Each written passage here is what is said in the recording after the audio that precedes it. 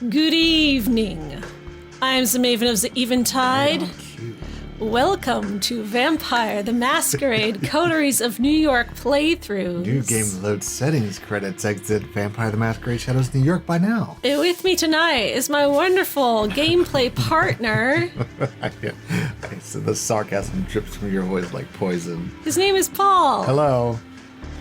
I have a bag full of meat here that my wife meant to give me for Christmas, however many months ago, but it's still good. It's dried like non-flavored jerky. Will you stop crinkling the jerky by the microphone? ASMR mode. Let me just get the jerky. That sounds really loud. I'm sorry. Anyway, Coteries.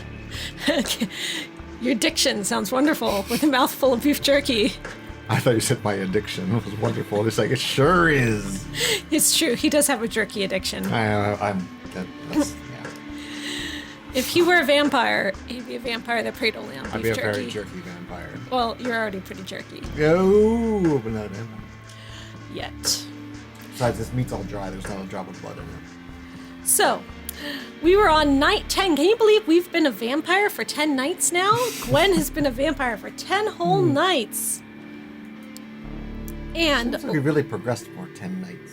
Last we left Gwen, she needed to take a rest. So we're going to take our rest. Wom. Sorry, that was extremely entertaining. Oh, fun fact, by the way.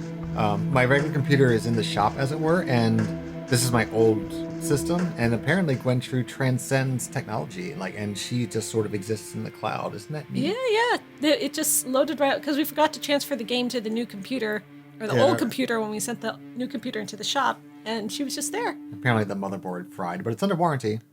So nothing popped up, no cutscenes or anything, so I guess we just keep going about our business. Go into the log and we can kind of see where we left off. We know where we left off. We're in New York. Okay, so we got our 4 Coterie people here, and then we got this mysterious paparazzi mission. So I have been told that this sleazy reporter thing is boring and a waste of time. Aww. So I'm not going to do it. This one. Church guy, I was intrigued by the vampire hunters we ran away from, but him himself and his religion I'm kind of bored with, so I'm not going to go to him. So that means we're going to go either to Tamika or back to Nosferatu. We were just with him, so I think it's Tamika now. Yeah. The Battle of the Cloisters. Ooh, are we going to the Cloisters? That's funny, because she's down here in Brooklyn. The Cloisters are up here. The Cloisters aren't even on this map. I They're all the way just up assumed here. that the Cloisters were like some sort of vampire terminology. I didn't. No, the Cloisters is a literal place. You've been there. I know. Well, you lived right next to it. Yeah, we used to walk there all the time. I'm sure you used to make fun of me for jogging and hurting myself. No, that was on Fort Tryon Park. Oh, close enough. Nearby. Battle of the Cloisters. A tapping on the window, a small grayish bird flying off, a small piece of paper left on the windowsill. Prospect, ASAP, Tam. It kind of sounds like beat poetry, doesn't it? I like it.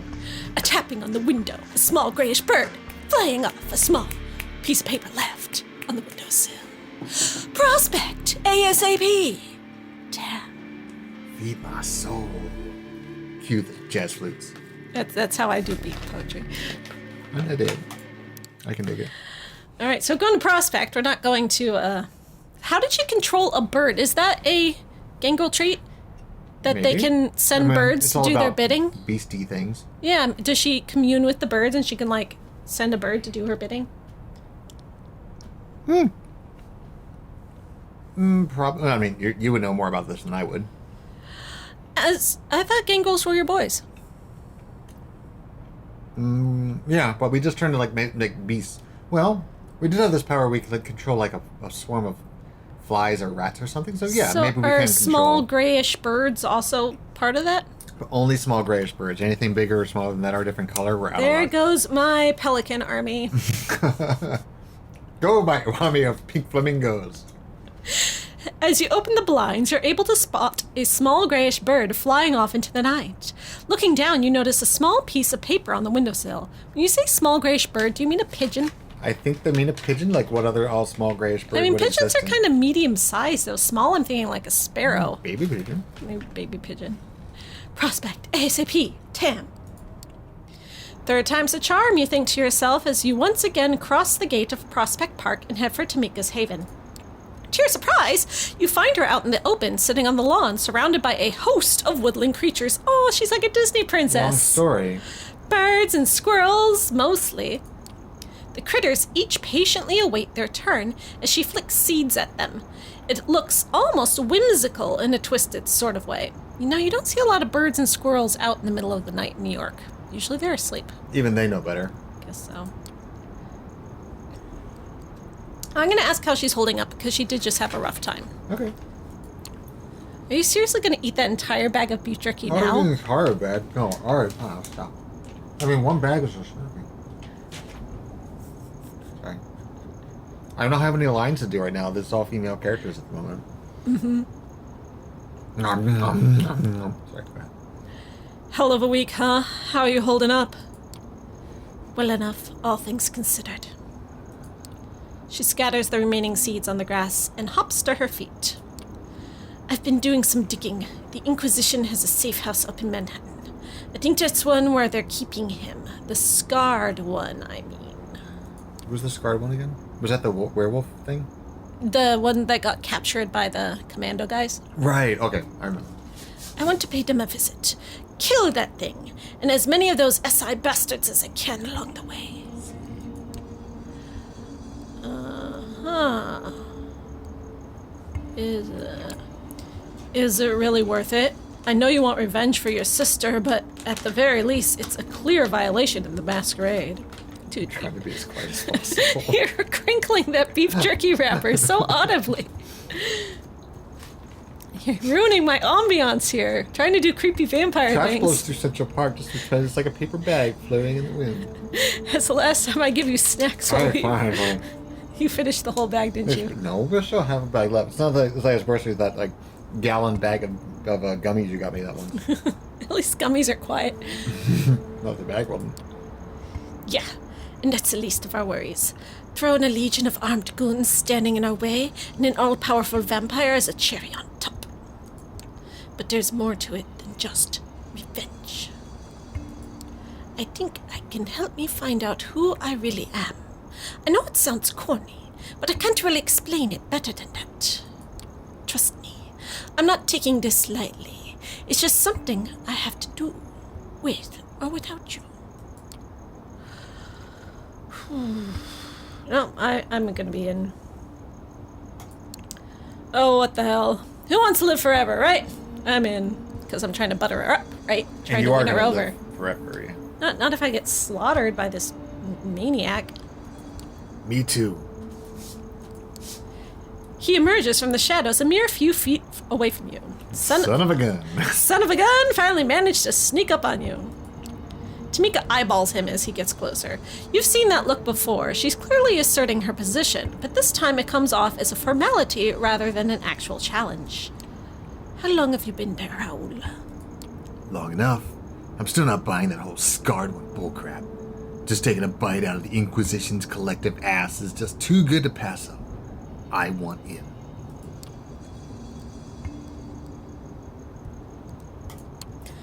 Call it the Scarred One, Santa, or the Tooth Fairy. Just know that it's very real and very dangerous. Fine. Consider me fairly warned. Now, can we move this along? I'm itching to kill me some SI fucks. The secret government organization that fucks. Tamika, you got an opinion? Guess I know who the alpha is around here. Obviously, I'm like a brand new baby vampire and she's like large and in charge. I'm not ashamed of that. Why are you mocking me? Isn't this what you wanted? She is the alpha. He should come with us. He's got the right to be there, to see the Scarred One with his own eyes. Plus, my brother can be a pain in the ass, but he's one hell of a fighter. There you go. Damn seal of approval. It's settled then. Let's go. Fucking finally. Oh, gonna go kill some scarred ones. And with that, you leave the relative safety of Prospect Park, steeling yourself for things to come. Oh, who was that guy in the convenience store in Masquerade Bloodlines who I love so much? It's like, The get in my Choco mouth, Bombs. cocoa bombs. Look, it is the Cloisters. They went all the way the heck up to the cloisters. I want to see the narwhal horn. That's like as far as you can freaking go in, like, the burrows. Yeah, because right up here is like, this is the gardens where you used to hang out. Yeah, I used to go there and work on my writing. Yeah, and that's where we saw the fork for the fork story that needs to exist. You know, the old American story. I don't remember that big old tower, though. Is that tower new? Did it? Could be new. There's only 2 stories in the actual museum when you go into it. As you get closer to your destination, you get the sneaking suspicion that Tamika's been pulling your leg. Following her lead, you take a turn from Broadway into Fort Tryon Park. Up there. Oh yeah, there's the tower, but they don't let you up in there when you're in the museum. Like, you can't go up there. Yeah, safety reasons, probably. Yeah, like maybe that's where their offices are and stuff. It doesn't seem to make sense. You think to yourself, there's only one spot between here and the Hudson River, but it can't be, can it? Why is she so amazed that they're going to the cloisters? Do you know how I first learned about the cloisters before I ever lived in New York? There was an episode of Gargoyles, the Disney animated TV show that is the best show ever. You say no more, then I know the whole story now. There was an adventure set in the cloisters, and the gargoyles were like, it's like our own oldie times. Really? Yeah. Just because there's like a tapestry hanging around? Yeah, because you know they're medieval. Okay. Sure enough, as the stone facade of the cloisters comes into view, Tamika motions at you to keep out of sight. How the hell is this well-known tourist trap a hideout for the Second Inquisition? Excuse me? It's not a tourist trap. It's like an institution of cultural heritage. Like, it's not a tourist trap. It's all right, whatever. For Eventide, why am I like the anti-snob here? It's not a tour. Like, is that saying every museum in the world is a tourist? Why are they giving the cloisters such priceless hate? art there? It's a good place to go. Gosh. Ugh, the net. The cloisters? Seriously? That's the Inquisition safe house? Oh, that's what they're doing in the tower. That's the tower, yeah. Yeah, that's what the tower's for. Hide in plain sight. Oh, yeah, talking about hiding in plain sight, huh? Just came to me. This place used to be a lot of things. Now it serves as a staging ground for the Inquisition. What a show. If my sources are to be trusted, and they usually are, they brought him here for what they call processing. Doubt they'll keep him here for long, though. If we want to get to him, it's now or never.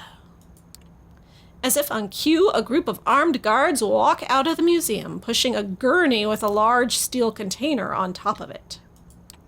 As they wheel it out into the open, a truck approaches. The operatives start preparing to load the crate onto the vehicle. You scan the area, trying to take a head count. Tamika beats you to it. I count at least 7, probably more inside. We should do this quietly and take them out one by one. Oh, stealth mission and bloodlines are also always terrible. Raoul frowns. I say we go in guns blazing, figuratively speaking. If there's more inside, let them come. The more the merrier. Maybe we should have brought some guns. It's always the same choice. It's like, do you want to do this silent and smart or loud and stupid? Stupid.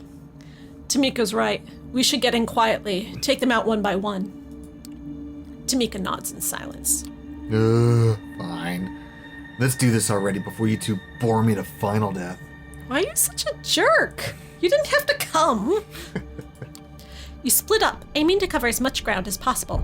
Sticking to the shadows, you advance, keeping track of one another's progress. You hardly even notice as Tamika takes out the first guard, not a peep out of him. Trying to keep up, Raoul kills the one to your left. He's sloppy, takes his sweet-ass time bleeding the guy out. With his dying breath, the man lets out a yelp, drawing the attention of one of his comrades. With the guard fast approaching, you ponder your options. Oh, okay. I know what I'm doing. I'm going to do the vampire way. All right. As the guard walks by you, leap out of the shadows and use the sharpest weapon you have on you, your fangs, to slice his throat open. With his windpipe severed, he lets out a silent gurgle as he expires. Carefully, you lay his dead body on the dirt. I don't even get to drink his blood? Well, I mean, you probably got, a sip out of it, just incidentally. I wanted to, have the whole bloody experience. You're busy. Looking to the side, you notice Raoul looking back at you. He nods, looking almost semi-impressed. 3 down, 4 to go. You keep a steady pace, moving across the courtyard, picking off the guards one by one. Tamika does her part. 3 to go. Raoul gets messy again. At least this time he's quiet. With only 2 of them left, you pick one for yourself and gesture at one of your fellow... It's like the story is like, hey, someone kills a guard, and then someone kills another guard, and then someone kills another guard. Get on with it. With only 2 of them left, you pick one for yourself and gesture at one of your fellow ferals to take care of the other. Tamika's quieter, but Raoul's closer. Which one will you choose? Well, I don't think we need to worry about being quiet now, because there's hardly any left. Yeah, so just let Raoul do his thing. I'm gonna let Raoul do it. You nod to Raoul. That's all the encouragement he needs. You can see him grinning like an idiot as he sneaks up on one of the guards.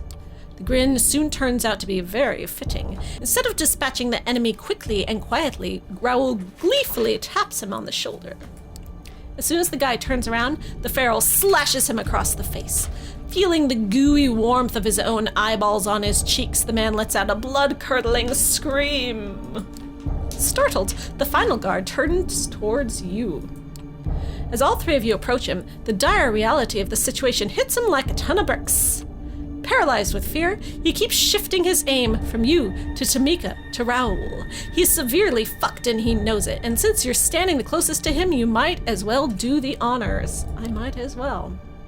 I'm gonna eat him. You walk over to the quivering mess that mere minutes ago thought himself the toughest of the tough. Before he can react, you slap the gun out of his hands, lean in, and smile. Hi.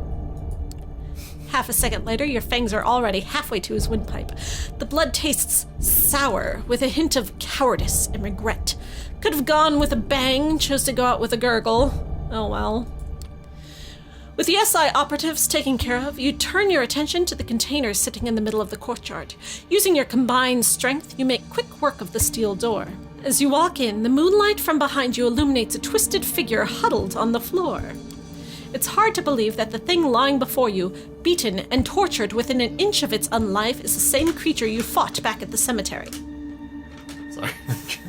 Okay, I'm sorry. Wait. Why don't you just take all the jerky out of the bag and put it on the table? Look, there's not even that much left. I told you, you're going to eat the whole bag. No, I should save it. Just take it all out of the bag, put it on the table. All right, I'm going to take out this much. That's going to be my... I'm going to take out this much. There you go. What the fuck is that thing? It's what your sister warned you about, what you refuse to believe. His lips move silently, as if searching for the right words. He looks to you, then turns to his sister, as if waiting for a sign. For a moment, Tamika just stands there. She looks down at the scarred one, the once fearful boogeyman whose very mention could strike terror in the hearts of her tribe, now reduced to a whimpering pile of flesh. Finally, she turns to you with a look of childish innocence mixed with confusion. Then, she looks back at the scarred one. You can tell she's lost. Tam, what the hell are you waiting for? Let's kill this thing and get out of here. This is your choice. I can't make it for you. She turns to you with a look of pride mixed with desperation. I'm not asking you to. Do it, Tam. You know he deserves it. Hell, it looks like you'll be doing him a favor.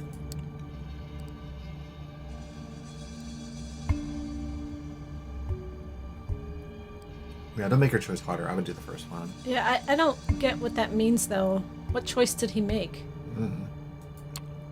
He made his choice a long time ago, but it doesn't need to be your choice. We just killed 7 people and now this is hard? Like, they were totally innocent. I don't get the moral quandary here. Suddenly, the very air around you seems to thicken. You look over to Tamika. She's not quivering anymore. She walks up to the scarred one. The pitiful creature presses itself into the corner in a desperate and futile attempt to crawl away. Without a word, she grabs the creature by the ears, sinking her claws in the sides of his head. She looks him dead in the eye. Her voice cuts through the air like cold steel. Stay out of my territory. In one fluid motion, she rips the chain off the wall. The pitiful shadow that was once the scarred one scurries off into the night. Raoul seems flabbergasted. Damn, what the hell are you doing? Taking control. Standing outside the steel container, the three of you take a moment to gather your thoughts. You look at one another, at the blood staining your hands, clothes, and faces. In the pale moonlight, it appears black and shiny, like a fresh ink stain on a fresh sheet of paper. Without another word, you head back toward the city lights. The journey back takes longer than it did in the other direction. With bits and pieces of the Second Inquisition still stuck to your clothes, you decide to play it safe by sticking to back alleys and cutting through the darker corners of the city. Wait, did we walk all the way back downtown? Because that is a long-ass walk. Well, I mean, maybe you guys had that super speed thing. Nuh-uh, I don't have celerity. I'm not a Toreador. Oh. And also, I have a car. Why didn't we just take my car? It's true.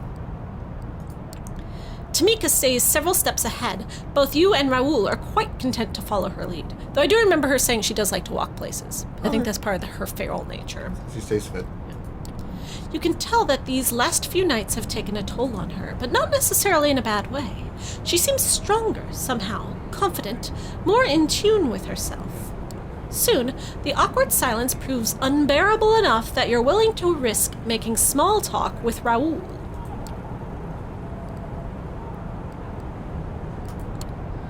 You think she's gonna be alright? Yeah, I think so. She's just gotta figure some stuff out. Our lineage, we have a special relationship with the beast. We can either let it control us, or become attuned to it. It's a constant struggle marked with difficult choices. I think Tam just made one of them. Pondering what you've just heard, the rest of the trip barely registers. To your surprise, you suddenly find yourself back at Prospect. We walked all the way from the cloisters to That's like a 4-hour walk. That is a 4-hour walk. And yet, surprisingly, faster than taking the subway. It's true. Could just taken the A train all the way down. I mean, goodness. Tamika keeps walking. She strides through the park gate like a queen of old, returning after a victorious conquest. You want to call out to her, but Raoul stops you with a gesture. Not yet. Give her some time to process all this shit. She'll let you know when she's ready. And hey, you did all right. I mean, don't get me wrong, you're still an asshole, but yeah, thanks. He smiles at you. Wonders never cease. See you around. And with that, he follows in his sister's footsteps. A weird smile creeps onto your face as you meld into the New York night.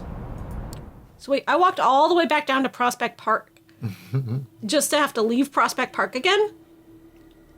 And then she didn't even say goodbye to me? Uber. Taxi. All right, do you want to go back to Nosferatu? It has not been some time. I was just there last night. I guess so. It's either that or go to one of the other two sort of side folk. Benoit believes the time has come for you to meet Father Anthony. Ooh, that sounds scary and interesting. Should we just do that? I like this side. I really want to see where this one's going. All right, let's do it. Benoit believes the time has come for you to meet Father Anthony. The holy man's presence terrifies you, but I'm kind of into that, apparently. Approaching the cathedral on the street makes you nervous. You've been here twice, and twice something bad has happened, or almost happened, as in both cases you ran away. Benoit suggested it's time to stop running and experience faith head on. Perhaps he's right. Maybe it's cowardly to take refuge in rationalizations when you know what you felt, the holiness of the priest and your own damnation. Walking towards the doors of the cathedral, you glance at the bench where you sat when you first met Benoit. He's waiting for you, sitting and contemplating the cathedral's Gothic architecture. This guy has no life.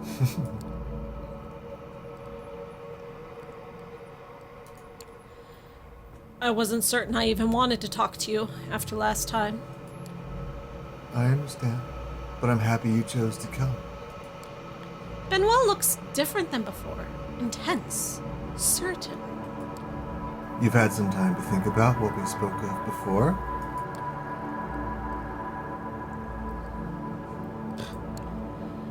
I'm not sure what to believe. All these stories seem so fantastical. You don't have to believe. You just have to open your heart to the faith Father Anthony represents. But why? What's like the result that I'll get if I do that? Understanding? Oh. Let's go see Father Anthony. It's best not to talk in the cathedral, so I arranged us to see him at his home. I have a car nearby. Oh, great. Now I'm getting in a car with a strange, creepy religious man. This better be on the level, Benoit. We're beyond that kind of tough talk, don't you think? Clearly not. You follow Benoit as he walks down the street until you come to his car, a surprisingly pedestrian family sedan. The essence of the masquerade is inconspicuousness. Nobody expects a vampire to drive a car like this. Benoit drives north toward Queens. During these moments, you feel most anonymous, just another speck of dust in a vast machine where every action influences the whole in tiny ways. The only thing you've learned about the Kindare... What's the Kindred? The one thing you've learned about the Kindred is that they're not lacking in self-regard. The Prince of the Camarilla City is said to rule the domain, yet how much do they really affect mortal affairs? If you ask a vampire, they'll say a lot. Perhaps that's what made Benoit turn inward, the futility of finding meaning in a secret, predatory existence. Benoit stops in front of a red brick row house, a little run down, but probably not cheap. Yeah. Yeah, if it's in Queens, these houses cost like $1 million, $2 million maybe. Benoit notes your interest. Father Anthony comes from an old New York family. He inherited the house. When I first met him, I was suspicious, so I checked up on him. Despite the way he keeps putting you in dangerous situations, kindred paranoia seems to come naturally to Benoit. Perhaps that's something you can learn from him.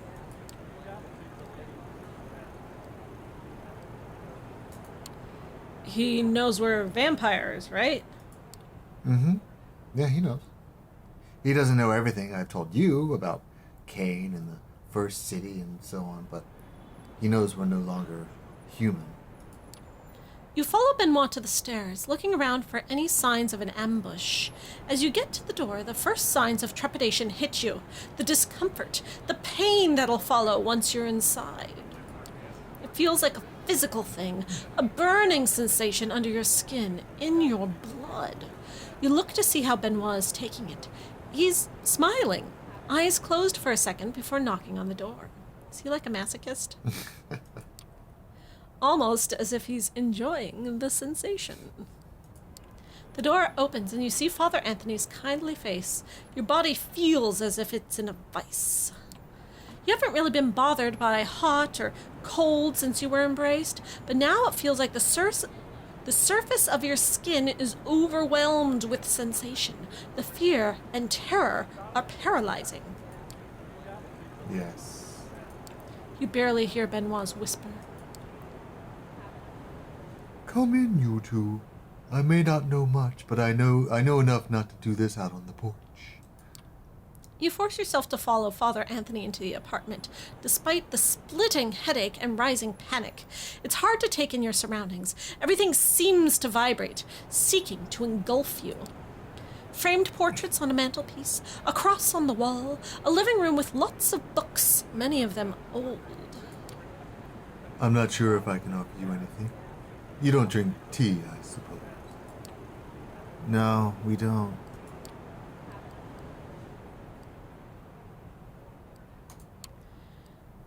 If this is holiness, why does it feel like pain? Oh, my child.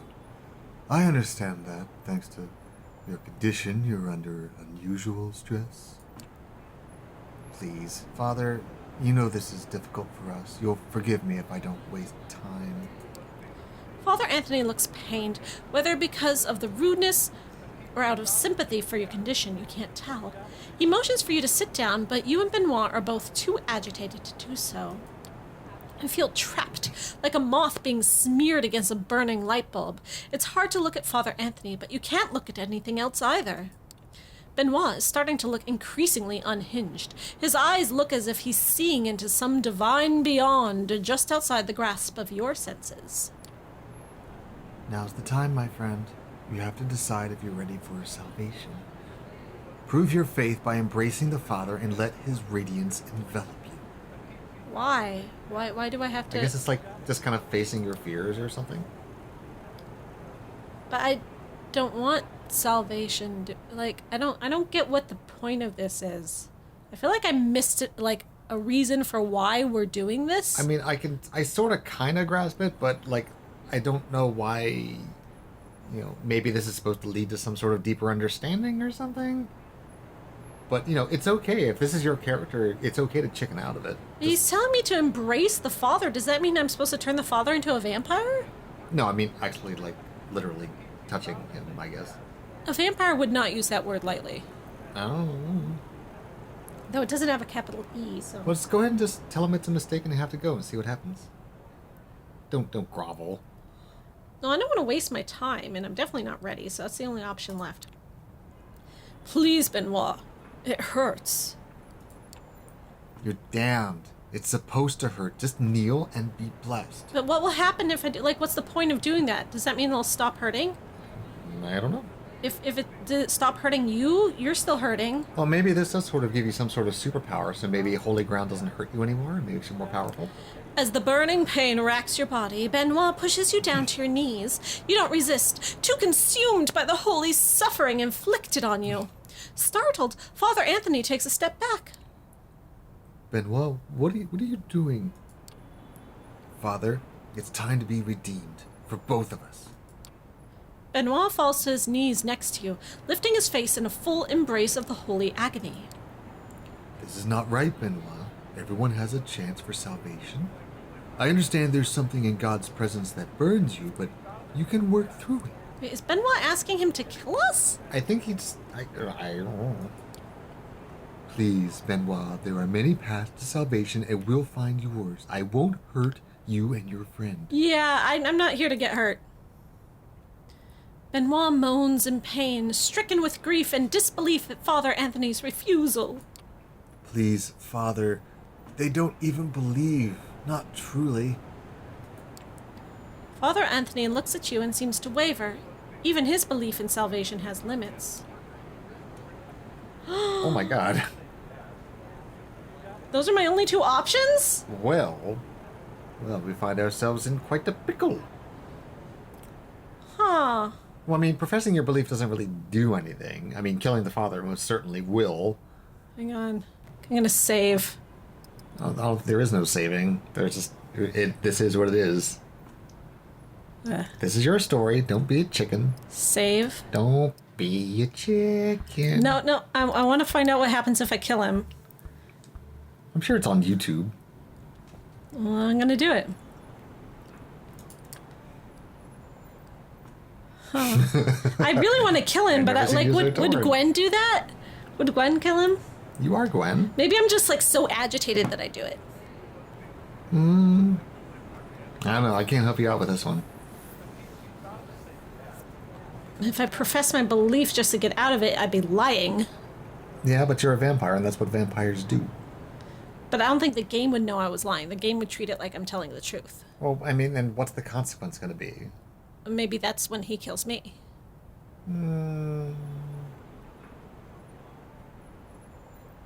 I think if I profess my belief, he's going to kill me. There must be some... I still don't understand why there's not like a get up and leave option. I think I missed my chance. So I'm going to flip a coin here? Well... Okay, I'm going to profess my belief because I'm curious, and then I'm going to go back and reload and kill him. I believe, Father. I just need to find the way. Your response makes Father Anthony steel his resolve. He's a man of grace, and he believes salvation extends to everyone, even vampires. Benoit, your weakness blinds you. I mean, I guess I do believe in holiness, since I'm clearly feeling the effects of it. Yeah, I'm not really sure what we're professing, honestly. But I'm not, converting to his religion. I'm just I'm kind of lost in this whole thing. It's intriguing, but I have no idea what's going on. Sometimes a martyr succumbs to a special kind of vanity, where they imagine their pain is holiness. Yet our goal must always be to help our fellow man find the right path. Benoit is still kneeling. He looks at Father Anthony in confusion and surprise. Yeah, he's definitely got like a martyr complex, Benoit does. Oh, it's like, I don't want to be a vampire. I want to kill me, holy man. Please, Father, forgive me. I don't know. Shush, Benoit. We have time to talk. Meanwhile, I think it's better for your friend to leave. I can't claim to understand the effect I seem to have on your kind, but I'm not convinced it's all salutary. Father Anthony looks at you kindly. Go. I hope we can talk again someday. There is hope for everyone, even you. Well, I guess I chose the weenie option after all. Well, I mean, it's probably better we don't kill a priest. I suppose, because then Benoit might kill us. Yeah, we don't want to make enemies. The whole point of the game is to make pals. That's true. It's not called Enemies of New York. You're weeping, tears of blood staining your cheeks, staggering and stumbling. You retreat to the door, the distance between you and the Father already making it hurt less. You hear Benoit's whispered confessions behind you as you escape to the night. You're safe, but the implications of your experience are troubling. What does this mean? Whether practical or spiritual, it feels like you have to think about this for a long time. You're free to return to your haven, and there is a distinct temptation to keep the events of the night to yourself. Yet these events cannot be good for the masquerade. I can go talk to Sophie. What? She's my boss, and she doesn't play by the rules either. Enforces the masquerade and is great pals with the sheriff who kills people who violate. Yeah, and if I'm ratting out Benoit, her fledgling, for breaking the masquerade, she's going to want to know. But you broke the masquerade too. Only because Benoit made me do it. He's bad influence. I'm sure she'll buy it. Hey, she's responsible for me, so she's going to cover my ass. That's true. Okay. Right? I'm with you. You make your way to Sophie's apartment, seeking the comfort in the anonymity of the crowds of the New York sidewalks. Some are coming from a late shift at work, others are going out. You nod to the doorman and slip into Sophie's building, go up and knock on her door. Sophie opens the door in the middle of a phone call. She motions for you to come in as she mumbles assent to the phone. She could be talking about earth-shattering secrets or an acquisition from an art gallery. Following Sophie's cue, you sit down on the living room. A few moments later, Sophie ends her call and sits down opposite you, regarding you with her usual mix of paternalism and disdain. Disdain? I thought you liked me. I didn't realize there was disdain in the mix. Maybe it's because he was on an important call. It's like, well, what do you want? You appear shaken up. That's not a good look to cultivate in the world of the kindred.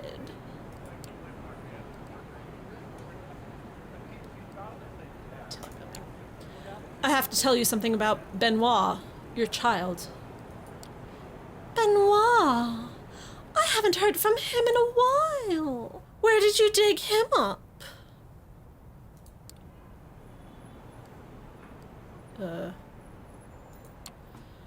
Benoit is talking to mortals about us. You should talk to him before this escalates. Sophie fidgets as if she wanted to escape a tedious responsibility. Fine. I guess I'll have to. Great. Benoit's going to hate you because you're a tattletale. Hey, I'm helping him out before he gets himself in trouble. He wants It's for to his own good. If he wants to martyr himself, let him. He seems like a useless vampire. It'll stop Benoit from doing something that will get him killed. You leave Sophie's apartment, wondering how things will play out between sire and child. Wait, I don't get a chance to tell her anything else? Okay. Benoit seemed to yearn for something from Sophie, but you're pretty sure he'll never get it, no matter what he does. It's because I'm Sophie's new favorite now. Mm-hmm. Well, gotta rest again.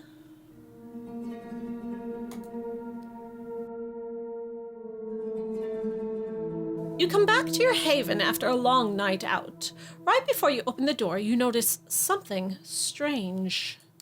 The sounds of television are coming from your apartment. Mad Men, if you're not mistaken.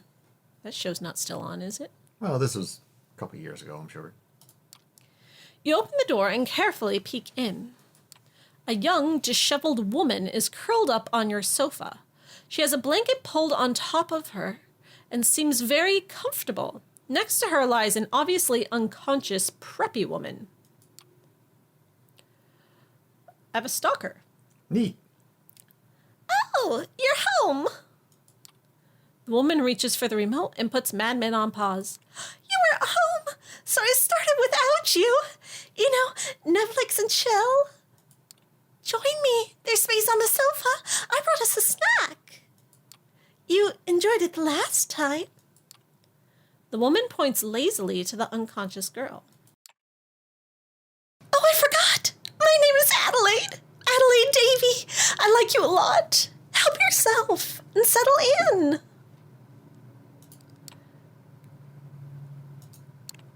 Please go.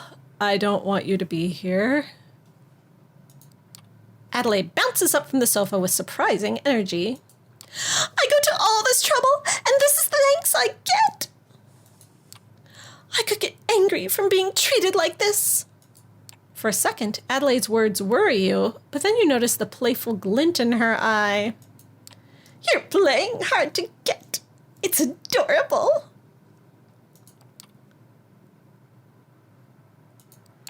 Just please go. You're cute when you're serious. This is fun. You should really get mad at me. The door to your apartment opens. Someone with the key. Sophie. Adelaide Davies, the scourge of Snug Harbor in the flesh. This is a new low for you, fledgling. Adelaide looks at Sophie murderously before fading from view. Is she a Nosferatu? No? She didn't look like a Nosferatu. I hate it when they disappear. They should have enough manners to slink away in embarrassment so we can all enjoy it. Sophie waits for the door of the apartment to close before she speaks. The Clan of the Moon. Did I not advise caution when dealing with them? Oh, maybe she's a Tremere. Maybe it's magic. Oh, maybe. Oh, what are the crazy ones? Malkavian? Oh, yes, she is a Malkavian, Clan of the Moon, because the moon makes you crazy. Ah. Lunacy. Yeah, there we go. Lunacy. Lunacy. We figured it out with Latin. I didn't know Malkavians could disappear, though. Bleh, are you asking me? They have the obfuscate power. Yo no sé. I never played a Malkavian. It was too annoying. The power lines kept talking to me. As you watch, Sophie makes a phone call. 10 minutes later, 2 of her servants arrive to remove the unconscious girl sprawled on your sofa. Oh, thanks, man. You clearly need my help. It won't happen tonight, but let me see if I can resolve your stalker problem for real. You're left to wonder what Sophie meant by that, with all those air quotes, as she leaves your haven. Whoa. All right. Oh, the Stalker is a new one. Yeah, and she's like way out in like... Rigo, Yeah. Over by the mall and all the good Indian restaurants. Someone's watching me part 3. You've had enough of Adelaide Davy. It's time to head for Elysium and confront her with Sophie by your side. So this is the continuing one. It was like, hey, there's a shadow following me. Yeah. All right. So it was a stalker all along. I didn't put that together. But it's nice to, it's nice to be get involved wanted. with a Malkavian. So I think next time we should go back to this guy, because we were very close to finishing up this whole mystery. Bruh. And then I would like to solve this stalker problem. And then we can always go back and check in with our bestie. Yeah, I like Tamika. She's my fave. All right, so we got a plan. If there's something wrong with my plan and you have a different suggestion, if we should do the stalker first for some reason, let me know. Or maybe how do we handle the whole blessing of the priest thing? Yeah, what would have happened if I killed the priest? I'm kind of regretting not, loading my save game and going back and killing the priest. It probably would have stopped you. Like, it's like you lunged for him, but then you were held back or something, and it hurts too much, or blah, blah, blah. Or his blood, poisons me. It's the illusion of choice, yeah. Yeah, but see, it didn't say try to kill the priest. It just said kill the priest. Yeah. Now I've killed the beast stuck in my head. Kill the beast! Screw your courage to the sticking place. Yes. Best time to lead the way. Can you believe that April is almost over? I know. It's almost my birthday. I know. You haven't told me what you want to do for your birthday yet. I don't know. It's quarantine. We can't go outside. Though I did get my vaccination. Both of us are half vaccinated at this point. And then when I get my second dose, then I wait 2 weeks, and then we can go outside. Maybe we'll celebrate a late birthday this year. Oh, well, we'll find something. If nothing else, we'll order like a whole ton of like really fancy sushi or something. That'd be nice. Yes. Anyway. Do you have any vampire news? What? Any vampire news? Vampire news? Yeah. What's going on in the vampire world? Oh, there is something I saw. What? On Discord. Let me pull it up. I'm still stunned why you would ask me if there's vampire news. And Sometimes you know things. You're like, hey, did you hear about this thing coming out? And I'm like, thank you. I would say, hey, did you hear Bloodlines 3 got delayed again? So, according to Variety magazine/website, the World of Darkness universe is coming to TV and film. Oh, so they gave up on the movies then? World of Darkness is this game. Oh, no, I'm thinking about the Dark Universe. Dark Universe. You know, I thought the same thing. But yeah, Eric Heiserer, Christine Boylan, The Witcher's hive mind. So the people behind The Witcher are going to make a World of Darkness TV series or film. And okay. Yeah, it's going to happen. It's happening. Who's excited? They're going to make a screen adaptation. Doesn't say whether it's a TV series or... There are no distribution deals yet set, so the World of Darkness team can keep their options open, and the team expects to announce development on specific titles in the coming year. So, that's exciting. World of Darkness coming to TV. Do you think it's going to be better than Kindred the Embraced? The TV show? It's not really a... Yes, it will. It will be better? It will most assuredly be better than Kindred the Embraced. Yeah, that's the bar we're setting. Yep. Put that on the poster. Better than Kindred the Embraced. You can put that on any poster. Exciting vampire news, since we're all so sad that Bloodlines Trolls 2... World Tour, better than Kindred the Embraced. Bloodlines 2 probably is dead in the water. At least we have this to look forward to. I wanted my Bloodlines 2. Now that I have a computer that can run it, and it record at the same time. Sigh. On Thursday. Anyway, on that bittersweet news, good night. Blah. Jerky.